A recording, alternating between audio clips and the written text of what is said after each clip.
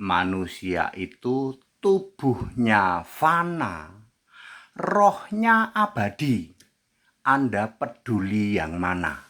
Saya Pendeta Henry Tandianta MPS dari Gereja Allah Gaifu.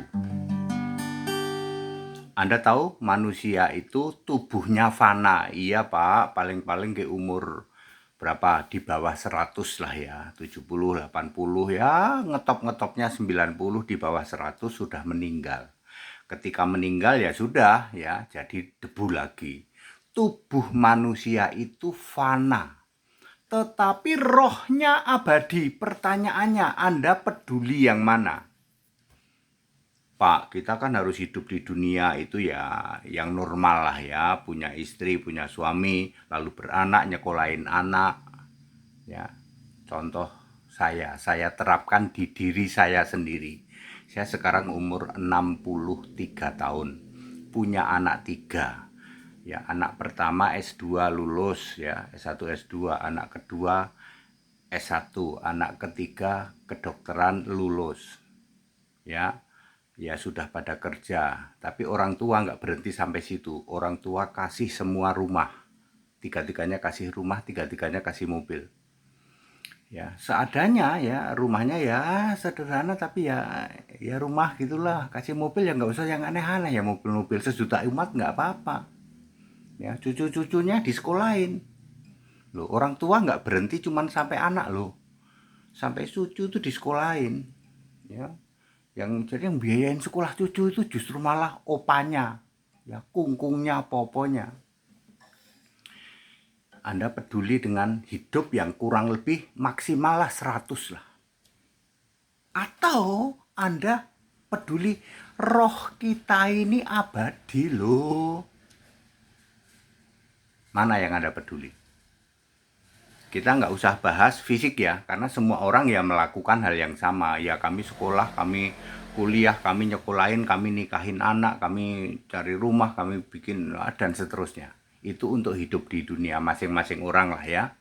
Sudah tahu itu seperti itu. Sekarang pertanyaannya, apakah Anda peduli bahwa Anda itu punya roh? Ini abadi roh itu. Pilihannya dua, neraka abadi tersiksa atau surga hidup kekal. Pak, gimana kalau kami nggak percaya bahwa ada roh di dalam diri kami? Tetap aja Anda nanti masuk neraka. Loh kok bisa Pak? Anda akan terbukti. Loh ketika mati ternyata selama ini aku nggak percaya kalau ada roh. Ternyata ada rohku. Nah, Pendeta HTD bener itu. Ada roh manusia, tiap manusia punya roh. Kalau Anda nggak peduli dengan roh ya wes. Mayoritas peduli sih Pak, kami peduli dengan roh, maka dari itu kami beragama. Salahmu di situ. Beragama nggak pernah bisa menjamin kamu masuk surga. Salahmu di situ. Kami ini peduli dengan roh kami Pak.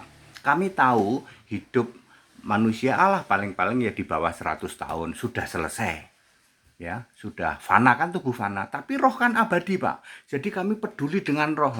Terus itu sebabnya kami beragama, kusuk beragama, amal soleh dan seterusnya. Salahmu di situ. Gak pernah ada orang beragama bisa masuk surga, gak ada. Berbuat baik gak ada bisa masuk surga. Yang benar iman. Nah ini baru benar ini. Dari sejak manusia pertama Adam sampai kapanpun orang masuk surga karena iman, bukan karena beragama. Dulu aja nggak ada agama, Adam sampai Musa nggak ada agama. Di era orang beragama pun tetap selamat itu karena iman. Lalu di era perjanjian baru selamat karena iman. Perbuatan baik nanti ditukar dengan mahkota, itu baru benar. Ya, 2 Timotius 3 ayat 15 ya. Keselamatan hanya karena iman ya. Kemudian perbuatan baik itu kalau kita menjadi milik Allah, perbuatan baik diberikan perbuatan baik nanti ditukar dengan mahkota. Clear? Ya? Keselamatan tak berubah, namamu ada di kitabku. kitabku,